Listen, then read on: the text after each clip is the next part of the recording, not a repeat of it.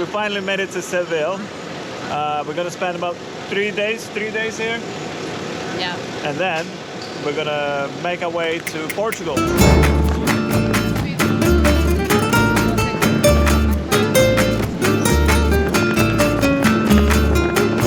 We're gonna go look for an apartment, drop off our bags, and head out to the city.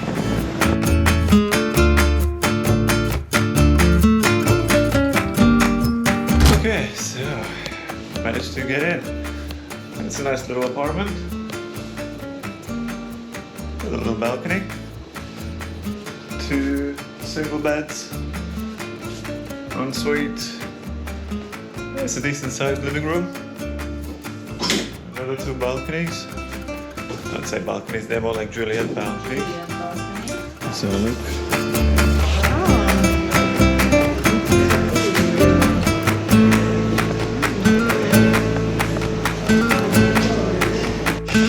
We even got our own little rooftop here.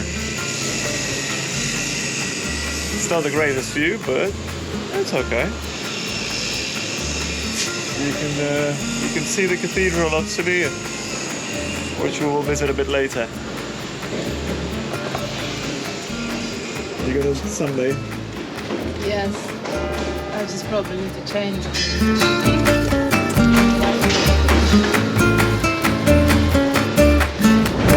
Known for its stunning architecture, delicious cuisine, and vibrant festivals, the capital of Andalusia, Sevilla, is a must-see destination in Spain. We have 3 days to explore this city, and our itinerary is packed with incredible places we can't wait to discover. Today, we are going to explore one of the birthplaces of flamenco, the neighborhood of Triana. We'll pop into Triana Market and take a look at the oldest church in Sevilla. We're then going to stroll through the city, making our way to the Setas de Sevilla, where we'll finish our day enjoying a spectacular sunset and panoramic views of this beautiful city.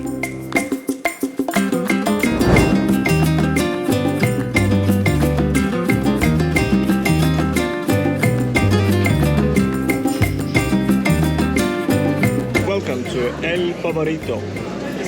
So we're gonna have a little brunch. So we ordered a few tapas. Mostly Iberian pork and beef with potatoes.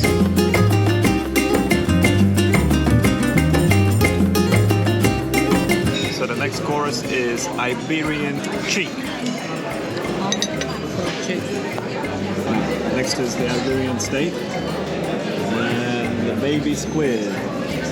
We had quite a few tapas, and I have to say by far the winner is stewed Iberian pork cheek, and guess how much it costs? 450 euros. Can't go wrong with that, guys. So if you come to El Favorito, try that. What was your favorite? My favorite was the baby squid with green sauce on top, which was some kind of garlicky salty sauce. It was really, really good, so I highly recommend. And the beef stew was really good as well. So come and try. 41 degrees. Woo, it is hot today.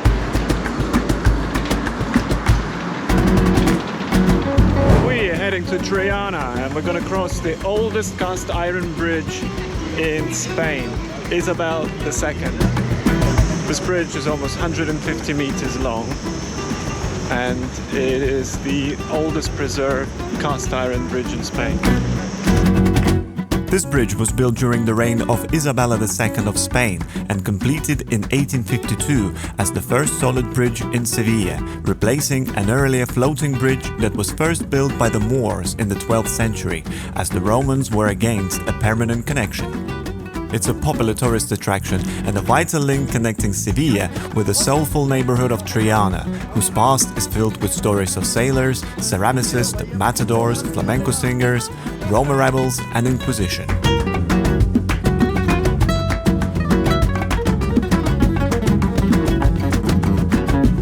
The fish-based market of Triana, located near the Isabel II Bridge, was built on the ruins of San Jorge Castle.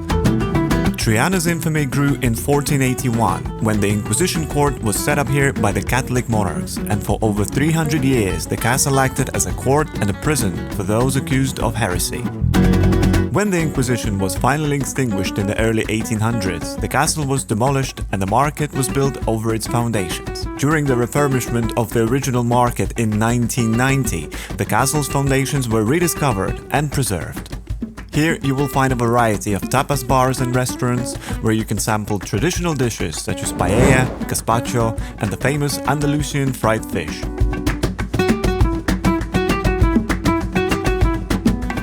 Built between 1924 and 1928, the Capilla de la Virgen del Carmen, better known as La Capelita because of its small size, is located next to the market and home to the patron saint of the sea and the Spanish Navy, and the protector of fishermen too.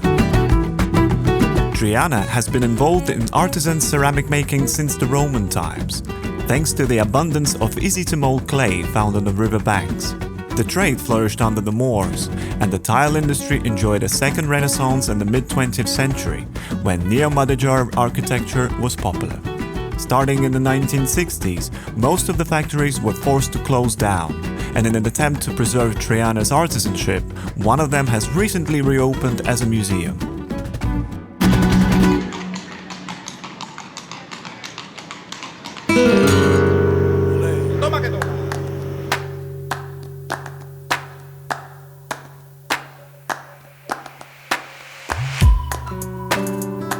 Charming streets with beautiful buildings clad in intricate ceramic tiles, the beauty of this place lies in its atmosphere, which like a good flamenco performance creeps up and seduces you slowly. Walk around the city and you look at every house and it's incredible. I mean, I am going to run out of memory on my camera and all the cameras that I brought because you just want to film everything. You look at every house and it's so unique and it's got so much character and charm, and you can tell it's so old. There's so much history in this place. Heaven. I mean, look at it. Just look at it.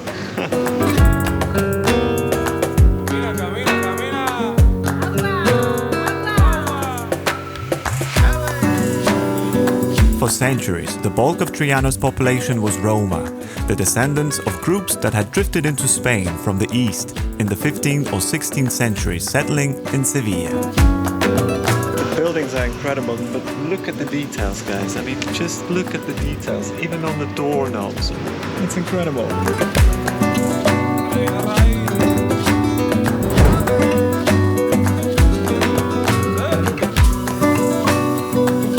When people claim that flamenco was invented in Sevilla, they're really talking about Triana.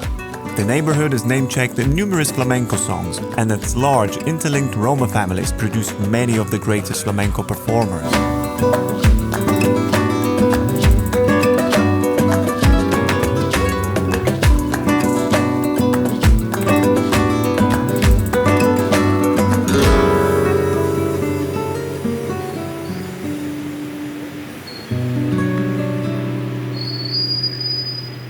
We're standing in front of the oldest church in Sevilla, dating back to the 13th century.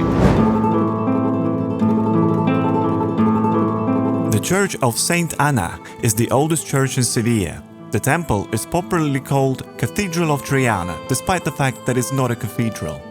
Construction began in 1266 under the order of King Alfonso X, and according to an inscription on one of its walls, it was built to honor Saint Anna, who miraculously cured the king's eye disease.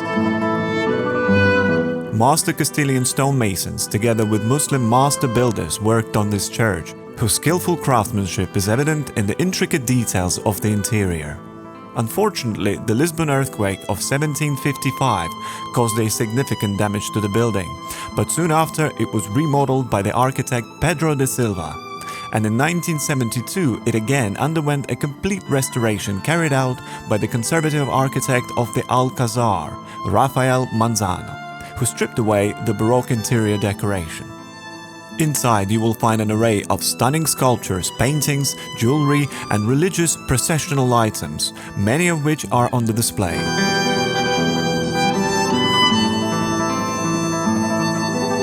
The Church of Saint Anna is truly a marvel of architectural and artistic excellence, not to be missed on your visit to Sevilla.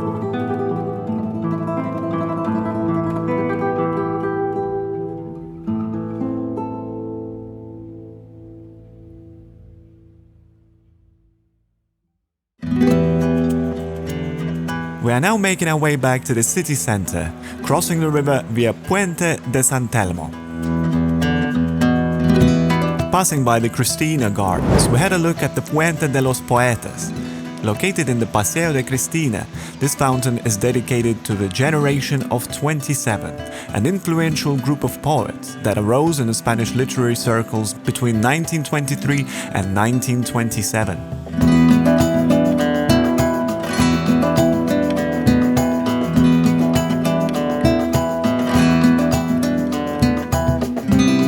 The streets of the Old Town are lined with buildings of various architectural styles, including Madéjar, Gothic, Renaissance and Baroque, giving visitors a glimpse into the city's rich history and cultural heritage.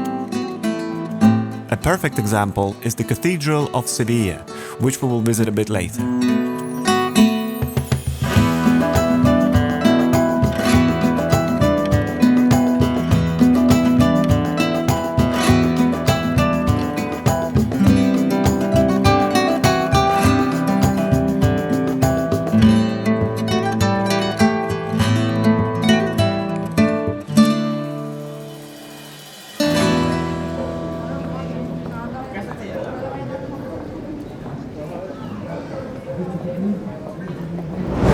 Metropol Parasol, also known as Setas de Sevilla, is a pergola-shaped structure made out of wood and concrete, located in the central Plaza de la Encarnación.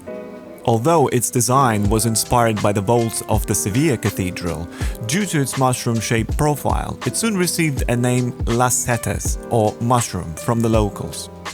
With an approximate height of 26 meters, the structure is crowned with a terrace and a viewpoint that opens up a spectacular panoramic view of the old part of the city, and it's probably the best place to come see the sunset. Winner of the competition, which was set up by the city council to carry out rehabilitation of the square, German architect Jürgen Mayer created a masterpiece that has become an icon of Sevilla. Work on the structure began on the 26th of June 2005, and after numerous delays, it was finally inaugurated on the 27th of March 2011. Since then, it has established itself as one of the main tourist attractions, welcoming 1 million visitors in its first year. Our first day has come to an end, and full of excitement, we couldn't wait to see more. Tomorrow we will continue exploring the Old Town, and we'll take a look at the Plaza de España, the historic district of Santa Cruz, and much more.